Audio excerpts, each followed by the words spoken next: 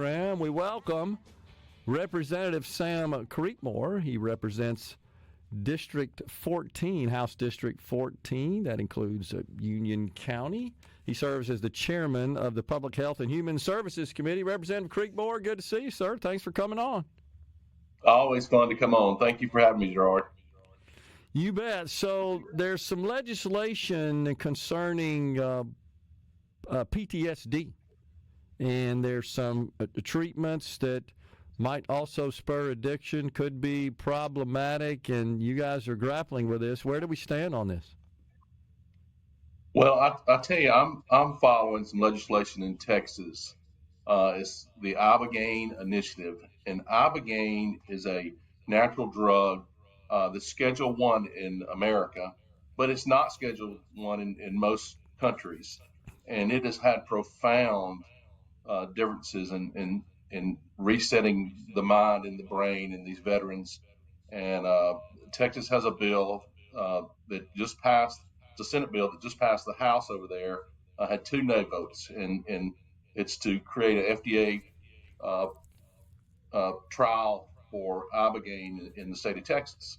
And it's 80% effective. Thousands of our veterans are going to Mexico to Ibogaine clinics to get this, and it's had profound effects. I actually attended an Ibogaine conference this past spring after session ended, and I plan on introducing this bill this coming session. But and not only does it help cure the PTSD, but also has profound effects on addiction. Again, up to 80%. If you receive the treatment twice, it's like 97% effective. All the withdrawal symptoms are gone. It's just an amazing effect it has on these veterans and addicted people suffering from addiction. So that's a real solution to the addiction and PTSD issues in the state of Mississippi. So what does the federal government say about this, Representative Creekmore? Is this drug legal for federal purposes? It is not. In the 1970s, of course, Nixon and just did a wide swath of psychotropic drugs and made them Schedule 1 without a whole lot of studying this. And Ibogaine got caught up in that. And so it's something that we can still do FDA trials legally in United States, and that's where we can actually start treating people through these trials. But I mean, right now, there's organizations like the Vets organization is sending a lot of our veterans to Mexico where they're treated. There's a clinic in the Cancun area, and we're talking about thousands of people, but this is a real solution to this problem. We've been in war forever. I mean, we have veterans that are suffering, and it's such a common issue in Mississippi, and mental illness, and in the United States, and this is a way we can combat that. Man. So you're considering legislation here in the state of Mississippi then, and how would you work that? Okay, how would that work, Representative Creekmore, without conflicting with federal law? Well, if we can get the FDA approval for the trials, which we can, then that's how it would work. And it would be a joint venture, a government and private industry venture with one of the drug companies to do these trials. And probably, I would love to see you, MMC, get involved with this and have the trials right there in Jackson and be part of this. What's the federal government's objection to it? Well, it really, from what I can tell, was caught up in that late 60s, 70s psychedelic movement, and then they just grouped several drugs into this and just banned them in Schedule 1. Okay. This is not a drug you go take recreational. It's not unlike marijuana. I mean, this has to be taken in a clinical setting. You have to be in a hospital setting, and there's one kind of side effect, or you have to have your heart. It can mess with the arrhythmia of the heart, so that's the reason why you take it in this clinical setting. But once it's done, your withdrawal symptoms are gone. It's a total reset of the mind. And when you come out on the other side, which is a 2 or 3 day process, you're renewed. It's truly Gotcha. amazing. And I've talked with several people who've actually been through, and veterans who've been through this process in Mexico, and it's changed their lives, saved their lives. Wow. Have you talked to some of the other members of your committee, or perhaps members in the same committee in the Senate, to see what kind of appetite there is in the legislature? In the mental health space, I've talked to several people, and even Dr. Edney and Yeah. Director Bailey. So they're aware of it. And I actually had invited Dr. Recor of the Department of Mental Health to go with me to this conference. And he is a veteran, and he was just blown away. And he was of course familiar with the drug, but he was blown away with the results. And even Stanford's done a test on the results of this drug from these Mexican clinics, and they verified. I mean, it's truly amazing what it's doing. So yes, and I plan, and I hope you'll attend. I plan on having a hearing probably this fall, and bring experts in, bring veterans in, and really study this. Again, Texas has gone all in, and it's passing their legislature right now. What do the veterans say? What are the military community? What are they saying about this? They're all for it. I've had no objections to this, trying to get this approval done. Yeah. This is Mental Health Awareness Month, so this is very tightly coupled with that, is it not? It is very much so, and especially if you set the veteran side over here and then just look at the addiction issues, and as you and I've talked about many times, how mental health and addiction kind of are hand in hand. And if this would solve that addiction part, especially withdrawals, those symptoms would just dissipate, then you could really focus on the mental health issues of an individual without the addiction part of it. So, yeah, and it's promising. It could be a huge deal for Mississippi, and I'm excited to shed light on it. It's really crazy that we have American people that served in our military, Americans that served in our military, that are having to go to a foreign country for these treatments. It is. It's a shame, and they're going in huge numbers. And there'll be a Netflix documentary coming out soon about this and some of these real life veterans, and it follows them through their journey. One with the addiction and mental health issues, and then two through the Ibogaine treatments, and then afterwards, and how they recover their lives after this treatment. Senator Josh Harkins at the other end of the hall there is tuned in listening. He says it also shows significant signs of neuro improvement for Parkinson's and other neurological disorders. There are many other issues that it has shown promising results to.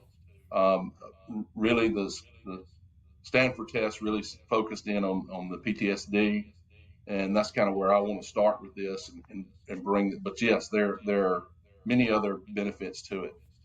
Wow, that's amazing. All right, before we go, let's turn our attention to.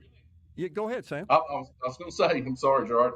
It almost sounds too good to be true when you get these kind of results, because we have no other medicine out there that has the success rate that this does.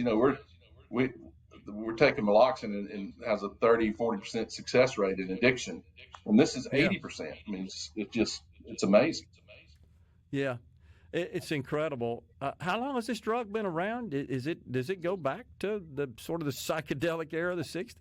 It does, yes. And it's from Africa, the Ibogaine plant, and this is derived from the root system of that plant.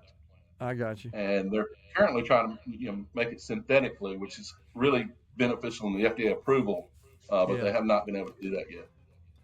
That's incredible. Well, I was going to ask you, we're up against a break. If you can hang around, I was going to ask you about what might come of a special session. If you've got any info you can share, just anything else you got going on. If you can hang. I hope it's a short segment. Representative Sam Creekmore is on the line with us on middays. We're taking a break. Coming right back as CCR bumps us out of this segment. Festival. We're talking to Representative Sam Creekmore. He chairs the Public Health and Human Services Committee in the Mississippi House of Representatives. So I hope you guys can get something done on that, Representative Creekmore. I was just talking to Rhino on the break. It's a shame that the people who served their country in uniform in particular, and usually if they're experiencing PTSD, they likely encountered horrific circumstances as part of their service, and they have to go to another country to help with their condition. It's really a shame. And during your break, Senator Harkins called me and is wanting to help greatly. So through your show, we're hoping to craft some legislation to get this done and bring awareness and bring this life-saving drug to Mississippi and help our veterans. Man, well, please let me know when you have the hearing in the fall. I would be interested in attending and checking that out. So, and appreciate your work on that. So, you guys didn't quite finish the 2025 session. You left out one little bitty detail, and that's the budget. So you said before we went to break, you don't have much of an update. Well, that's what all your colleagues say as well. So what's going on with the budget? I talked with some leadership in the Senate yesterday. I was in Jackson at the Capitol, and it just doesn't seem to be moving very far at all. It's maybe 2 or 3 sticking points, but everybody's dug in on each side apparently. So I'm not part of those discussions. I'm just trying to plan my summer, and I can't do it. I hear you. So is the speaker, is he providing communication to the members to just give them an update, even if there's nothing to update you on? I can't speak for the other members. So, I talk to the speaker quite regularly, and he shares with me that if there's any movement, but there's just not. Okay. So I'm told though there have been some meetings that involve leadership, the speaker, the lieutenant governor, the governor, and appropriators as they may be. I think my understanding is they're meeting weekly. So, and I think today was one of those meetings, but I'm not privy to the details of it. I got you. Well, tell us what you're working on. You just, of course, shared the tremendous amount of work you're putting in with respect to the Ibogaine, but what else are you working on here in the off season, so to speak, between sessions? Well, you mentioned the Mental Health Awareness Month, and I would like to go into that because we've had some great progress in the state of Mississippi with mental health and doing away with the stigma. And we're wanting people to look at your mental health just like you do your physical health. You go for a checkup for physicals. Your mind also needs the checkup as well. And this month we're trying to shed light on that. And one of the things Mississippi has done is the Mental Health Mississippi app. It's free. It has all the information, links to hotlines, the 988 Suicide Lifeline, several programs that the state provides, which are all very, very helpful. So I encourage people to at least to download the Mental Health Mississippi app and just look at that because in times of crisis you'll have it right there on your phone. And one of the things we passed this past session is the CCBHC designation, which is a Certified Community Behavioral Health Clinic. And as you know, we've got CMHCs throughout the state in each region. If we started, this is a federal program that's a CMHC on steroids. It provides 24-hour care, physical and mental health care, and also does substance abuse. So we're going to do 2 of our regions a pilot program for this new designation of CCBHC, and with hopes of by 2030 that being designated throughout the entire state for each region, mental health region. So that's a big part of it, and we'll see how this pilot goes. But it provides more money and obviously more services for our people. Yeah. So that's a good one. Again, the app. Really want to push that out, especially this month when it's Mental Health Awareness Month. And I'll just give you an update, Gerard. Yeah. One of the organizations we have um, is the National Alliance of Mental Illness, and they recently held. That really started the Mental Health Month in Mississippi. They held their conference in Hattiesburg, and they're strong advocates for crisis intervention team (CIT), and a bill we passed in 2023 required each law enforcement agency in the state of Mississippi to have a CIT trained officer. And currently, I think 62 of the 82 counties have that now. And so these people have made a tremendous difference in saving lives and recognizing mental health situations, and it's been a big deal. So Gotcha. that's continuing to progress, and we're seeing great benefits and great statistics coming out of it from this legislation, and really from these uh, very talented and passionate people in the mental health space. Yeah, it's a bigger problem, I think, than most people are aware. And professionals, that work with patients really try to beat that drum and just raise awareness, if nothing else. And I think they've done a good job on that. And it's a problem here in our state that Oh, takes its it toll is, on lives and families and even our economy. and COVID, yes, especially our economy. But COVID really shed the light on mental health issues in the state, and we've reacted to it in the legislature, trying to make a difference. But it to be in this profession, it's not for the faint at heart. These people have special aptitudes to work with these mental health patients, and I Yeah. applaud them. I mean, it's just amazing what they do. And at this conference, they recognized individuals who've just gone above and beyond, and just to hear the stories, Gerard, just will break your heart. But just have people out there that care for these people that struggle to help themselves. It's been a tremendous difference in the state. Yeah, there's no doubt. Healthcare professionals have to be incredibly patient, as you know, and compassionate and empathetic, and they are. It's a calling. There's no doubt. We are It is. blessed with a number of them, but the reality is we don't have enough, which is We don't have sort of an enough. across the board problem with healthcare in general, and people suffering from those conditions. There are treatments. We've advanced that quite a bit. It's just a matter of getting them to the treatment facility or to just make those available to them. That's right. And if, again, I'll promote that app again. If just downloading that Yeah, app gives you all the resources you need, or at least how to contact them and get help pretty quickly. yeah. Let's talk about the certificate of need laws, something that has been very controversial here in the state for a number of years. Had a bit of an attempt this year, got a little bit done, but certainly stopped well short of full repeal. Is this something that's going to be on your radar again in the next session or in the off between sessions period? Are you doing some work on that? Absolutely. Yeah. Well, first business at hand is to go in and get the bill that the Yeah, governor vetoed. I hope to bring that up in special yeah, session and get that yeah. corrected and get That's that done. true. It got vetoed. Yeah, that's right. Yeah.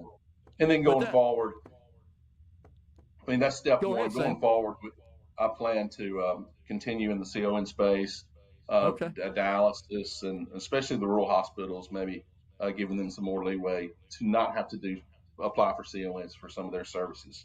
Yeah. And that can really help our rural hospitals, which is so important in the state of Mississippi. Yeah, and we're seeing some consolidation as well in the hospital space. We got the Baptist Hospital Group acquiring Octibaha, right? Yeah, and Octibaha Baptist, County. It looks. Yeah, yeah, Baptist has the largest footprint of far as hospitals in the state of Mississippi, and I think that's yeah. Of course, North Mississippi was vying for it as well. Either one of them would have been great in Octibaha County, and I applaud their efforts. And also, Representative Rob Robertson's the county attorney for them, so I know he's put a lot of time in on this. And I called him after that was announced and just congratulated him. He was very yeah. relieved.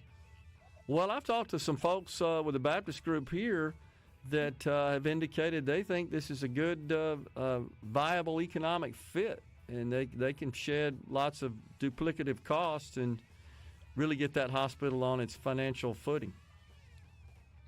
Yeah, I agree. And for a town like Starkville and Oxbow County that's so progressive to have that now, such a solid footing on your hospital, that's really good for them. Representative Sam Creekmore, he chairs Public Health and Human Services in the Mississippi House, has been our guest. Representative Creekmore, always good to talk to you, sir. Thanks for coming on. Gerard, I always enjoy it. Thank you. You bet. We're coming right back in the Element Wealth studio.